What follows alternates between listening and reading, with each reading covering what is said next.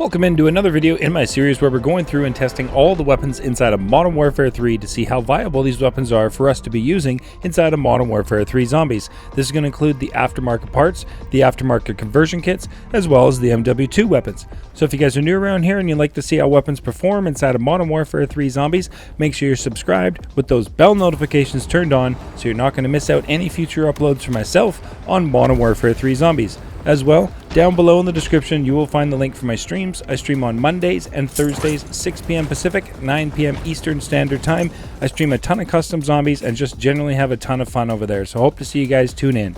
Now, as far as our recent channel success, we were able to do a Black Ops 6 giveaway, and if you guys have been following along, you know the struggle I've had recently with being able to verify the winner of our first Black Ops 6 giveaway for a standard edition. However, last night, finally, I was able to confirm that our winner was verified and has received their copy of Black Ops 6 Standard Edition. So that is absolutely amazing. On to our next Black Ops 6 giveaway goal, which is 4,000 subscribers. Still can't believe I am even saying that number to this day. So thank you so much for all the support. Now, in today's video is a weapon that I've been wanting to cover for a while due to one of the changes that was made to it recently. And when I first covered this JAK Decimator aftermarket kit, as soon as you pack-a-punched it, it lost its fully automatic ability. Now, they claim they have fixed that. So in today's video, we're going to take a look at the SMG, the Lachmann Shroud, and we're going to be taking that through all three tiers, taking on bounty contracts all the way through to see just how viable this weapon is for you to be using inside of your Modern Warfare 3 Zombies games. So hopefully, by the end of today's video, you have a good feel for how the Lachmann Shroud JAK Decimator aftermarket conversion kit feels inside of Modern Warfare 3 Zombies, and whether or not it's something that's going to be a viable weapon for you to be using inside of your Modern Warfare 3 Zombies games.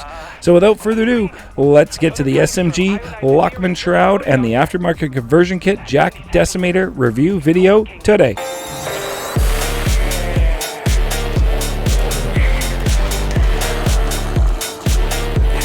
Alright, welcome into today's video. Thank you so very much for tuning in. I truly appreciate the support.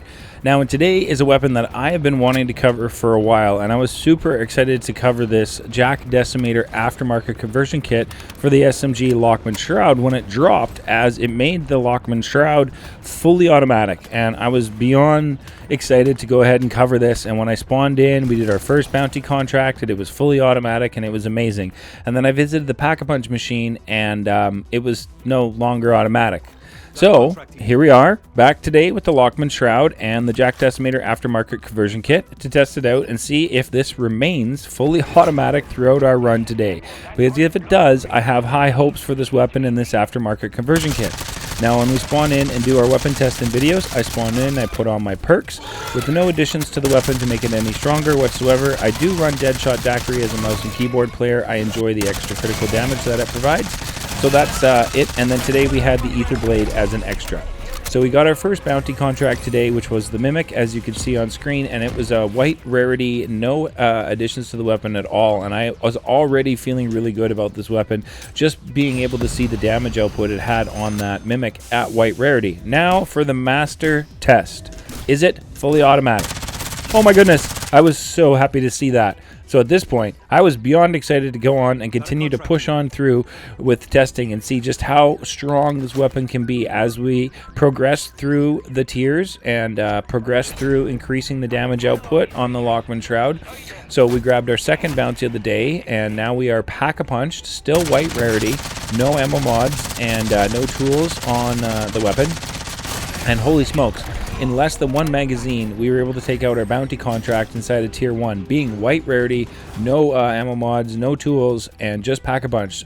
So I was super excited to try and grab another bounty contract inside of Tier 3, but this time before engaging, I wanted to make sure I put on my legendary tool and napalm burst, so we are at, I feel, the most damage output you could possibly need inside of Tier 1. Legendary Pack 1 with an ammo mod, I feel, is probably all you'll ever need to complete stuff inside of Tier 1.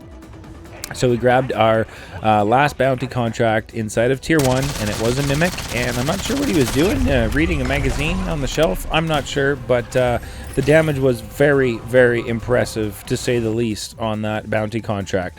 So the next thing to do was to push on into Tier 2, as I was feeling really confident about being able to take on a bounty contract inside of Tier 2, being Pack 1, only Legendary, with this JAK Decimator aftermarket conversion kit, as it has been performing so well up to this point. So I was really kind of eager to get into a bounty contract fight here inside of Tier 2. I know it was a Disciple, which is not my favorite, but holy smokes, I mean, the damage this thing is able to dish out is absolutely insane. It's got the movement speed being an SMG, it has the fire rate being an SMG. This thing shoots incredibly fast, which is absolutely amazing. You can see how fast I'm able to just absolutely wreck this Disciple bounty contract inside of Tier 2, being only Pack 1 Legendary with napalm. So I was really impressed, and just wanted to continue pushing on and continuing to see what this can do as we, you know, up the damage output. Now gonna go visit the Pack-a-Punch machine inside of Tier 2, and let's increase the damage output on the Lachmann Shroud and see what it will do to a bounty contract inside of Tier 2. Now, I have to say, in today's match, the bounty contracts inside of Tier 2 literally took me over 20 minutes to grab just 2. It was absolutely crazy. It was like bounty warfare inside of Tier 2 today. Holy. But we finally picked one up, and it was a Mimic, and you can see, like, we made easy work of that Mimic. Being a Tier 2 bounty, we're Pack 2, we're Legendary with napalm. I didn't see much left to do but head straight into Tier 3, go visit the Wonder Fizz machine, make sure I throw on the rest of my perks. Now I was really excited to kind of venture into Tier 3 and see what I could find. Now Tier 3 had been barren at the beginning of this match, so I had a little bit of hope that I might be able to grab a Ritual to replace the PAP 3 Crystal and Legendary tool I brought in. But lo and behold, they were gone. So then I wanted to show you guys a bit of crowd control inside of Tier 3, but keeping the Lachmann Shroud at Pack 2 damage output, Legendary with napalm, just to see how it handles, you know, the zombies inside of Tier 3. And it's definitely able to clear out the zombies, the armored zombies. It's definitely not much of an issue. You can see the damage output is pretty remarkable on this Lachmann Shroud with the aftermarket conversion kit for being only Pack 2 inside of Tier 3. So seeing how viable it was at Pack 2, the next thing to do is to go ahead and put on our PAP 3 crystal that I bring in with me in every match, and lo and behold, we had a Mega Abomination in the area. So I figured with contracts, bounty contracts becoming an absolute struggle to come by in this match today, I figured let's go ahead and take on this Mega Abomination, and we can see just what kind of damage output we're looking at with this Lachmann Shroud and the aftermarket conversion kit. And I was not disappointed at all. You can see how much damage on the Mega Abomination's health bar comes off in chunks when you're able to hit those critical shots on the Mega Abomination. It is awesome. The fire rate is truly remarkable on the Lachmann Shroud. The one downside I found for myself personally was the reserve ammo count and the ammo in general. Now, this is probably partly due to just how fast the fire rate is on the Lachmann Shroud. But I definitely noticed that in my match, that I really had to keep my eyes open for the pouches that the zombies drop that have ammo, for ammo caches that were nearby. It was definitely something that I was noticing in this game during this run using this weapon today. And again, I'm just going to mention again, plates in Tier 3. Oh my goodness, why is it so hard to keep plates on inside of Tier 3, I tell you. Anyway, we did some crowd control here inside of Tier 3 as well, using the Lachmann Shroud.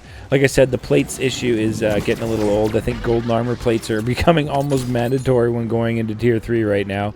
We checked the loot from that Mega Abomination kill, which was 1,500 in essence, and his large bag that he usually drops, but there wasn't much else on the ground. So as you can see, I was trying to grab a bounty contract inside of Tier 3 today, but there was none. I mean, there was literally only Spore contracts left when I went to grab a bounty contract today. So we grabbed a Spore contract. So let's go ahead and complete a Spore contract inside of Tier 3.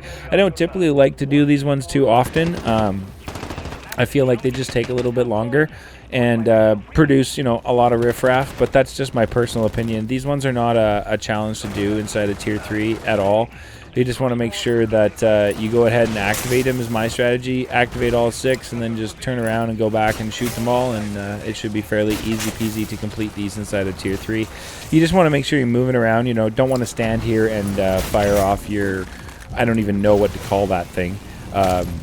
that activates the spores. Just don't stand there. Be on the move, and you guys should be having no problems completing this. This is what I do when I complete these solo, is I'll pick up 2 and I'll equip 4 of the other spore activation thingamabobbers, I don't know what they're called, in my backpack, so that I can just run through and activate all 6 and then just go backwards and shoot all 6 and take them out.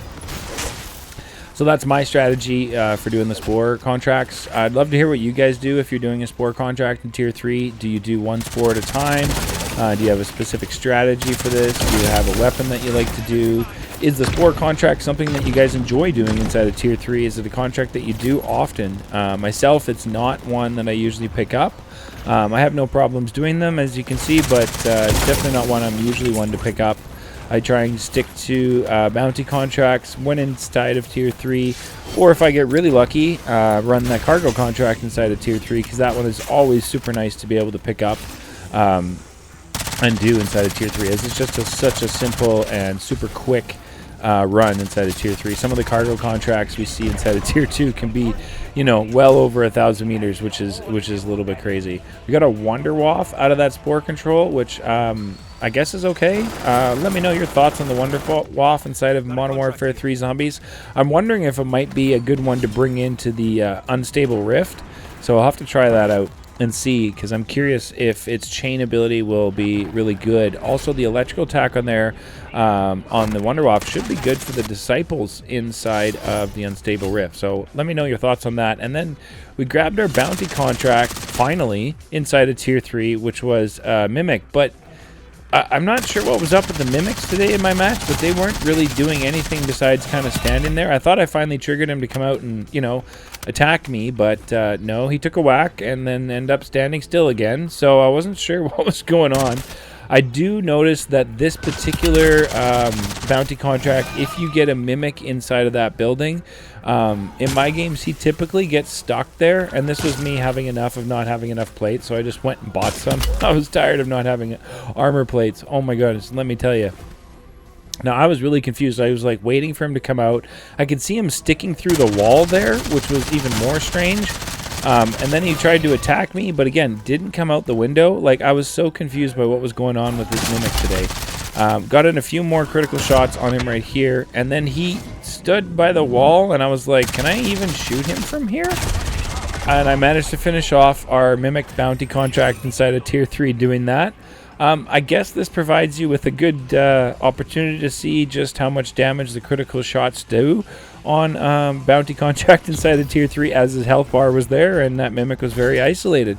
So at this point, the last thing to do was to visit Zhorde, the Guardian of the Arches, and see how quickly we could take out Zhorde, because I was feeling really confident using this Lachmann Shroud with the aftermarket conversion kit on it today.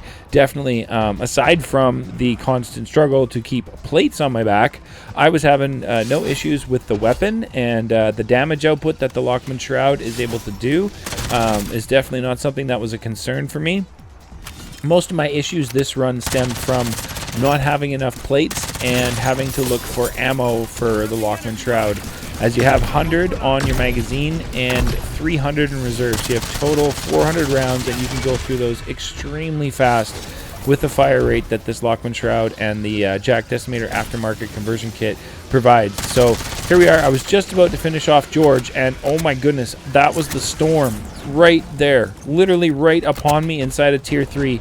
I was not prepared for that, but I figured if I could manage to keep Zhorde in front of the storm, I should be able to finish him off. He's down to his last health, and then I went to shoot and realized the storm had touched Zhorde and buffed up his health, and he was back up to full health, and maybe even beyond that, because when they go into the storm, they get extra health. So I wasn't sure if this was standard Zhorde I was fighting, or if we were fighting a beefed up Zhorde's health from the storm.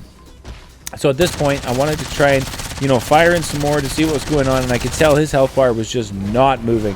So this was Storm Zhorde, and it was time to get the heck out of Tier 3.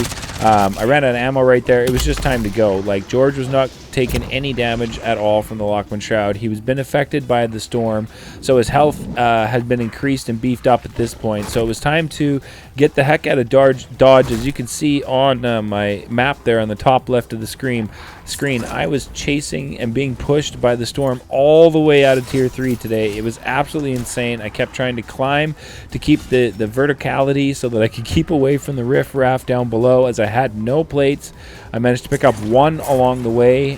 This is a good tip if you guys want. You can fly into the redeploy lines or the ropes that are on the side of buildings. You can fly into them and just grab them and continue to zip line right up, just in case you guys didn't know. Then you can see like the storm is right here. It is so close, pushing up against me. I still managed to check the loot. I can't believe I did that. I'm pushing like crazy. I literally was like, my heart was racing here because the storm's right behind me. I really wanted to finish off Zhorde though. I felt bad. That max ammo was needed. I was completely out of ammunition. So the only thing left to do for myself to get out of here in time with that storm pushing up against me, and I did not want to deal with all the riffraff, was to head off to the tower that is on top of the Season 2 Dark Ether. So I went up and scaled that with the storm fast approaching behind me. There was one exfil left over by the Orlov military base. So I managed to get myself parachuted off and make my way over to the exfil as my heart was pounding. I did not want to lose my stuff. And I got here, and happily the plane was here, so I quickly jumped on as I was eager to get out of dodge and not get consumed by the storm. And I quickly noticed something was wrong with this exfil plane. So the player is gone. Now my plane is not, which tells me that this plane is flying at like Mach 2 to head to out of bounds and somewhere I can't be as a player, and it was going to down me in the gas out there. So I had to come back down and re-wait for the next exfil. And I tell you, I think the entire lobby was here with me trying to exfil. I tried to give away the ray gun schematic plans to another player at the exfil, but nobody wanted it. And I tell you, I love the COD Zombies community. I really do. I needed a jug suit for this operator, and I had ran out of time, as you noticed, inside of Tier 3 to stop at a buy station and pick one up. I think this guy was trying to get the blood burner on the helicopter. I'm kind of glad he didn't, because if he did, I believe that blows up the helicopter, so that would have been no good. But one of the players dropped a jug suit on the helicopter. So I was able to get my jug suit. Thank you very much to that player. I really appreciate that. And this is why I love the COD Zombies community and MW3 Zombies. So many people out there helping each other get stuff done. It is truly awesome. And the camo that is on here tonight was one. I had an absolute blast with the Zhordecommunity Discord. The link is in the description if you want to join. There's a bunch of us playing the Get Higher event last night, and it was just truly fun. I hope to see more events like that in Call of Duty going forward. Now, this is the JAK Decimator aftermarket conversion kit, which allows the Lachmann Shroud to fire in full auto. Those are the pros and cons. This is the build that I used today on the Lachmann Shroud for the video that I ran. So if you guys want to work together down in the comments section below to make any changes so that we all have an amazing build to run for this Lachmann Shroud, let's do that. And the camo I was using today was unlocked in the Get Higher event, and it is called Grid Locked, and it is found in your event camos. Thanks so much for tuning in, and we'll catch you guys in the next one.